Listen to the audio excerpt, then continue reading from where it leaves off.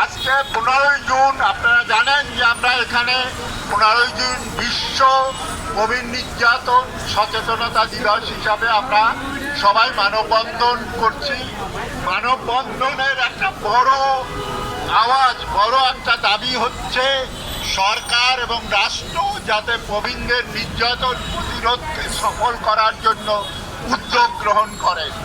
এই প্রবীণ প্রতিরোধ সফলতা শুধু আমরা সচেতনতা বা তথ্যের মধ্যে সীমাবদ্ধ রাখতে চাই না, আমরা চাই যে প্রতিরোধমূলক। আমরা দেখতে পাচ্ছি জাতীয় প্রেস ক্লাবের সামনে বিশাল মানববন্ধন এবং নবীন প্রবীণ আন্তঃপ্রজন্ম স্বনির্ভর ক্লাব সহ আমরা দেখতে পাচ্ছি আরো অনেকে অংশগ্রহণ করে দাঁড়িয়েছেন।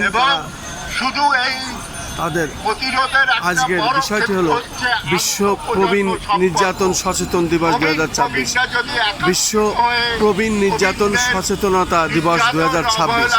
প্রবীণ নির্যাতন প্রতিরোধকে কার্যকর করি এই মানববন্ধনে এটা করছে। আমরা দেখতে পাচ্ছি বিভিন্ন সংগঠন একত্রতা ঘোষণা করেছে। সমাজে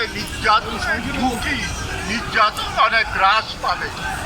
আপনারা সবাই আমাদের সাথে একত্রিত হয়ে প্রবীণ নির্যাতন বন্ধের জন্য আমরা দেখতে পাচ্ছি আওয়াজ নির্যাতন স্লোগান দাবিতে 2026 ব্যানারে জাতীয় প্রেস ক্লাবের সামনে বিশাল মানববন্ধন করছেন। সেই আবেদন এবং দাবি রেখে আমি কিন্তু জাতীয় প্রেস ক্লাবের সামনে থেকে রাজধানী ঢাকা প্রবীণ আমার চ্যানেলগুলো ইউটিউব বিরোধে অংশগ্রহণ করার আমাদের সামনে এই মানবতা এই দিবসের কথা নিয়ে কথা বলবেন নাগরিক নেতা ময়না ভাই।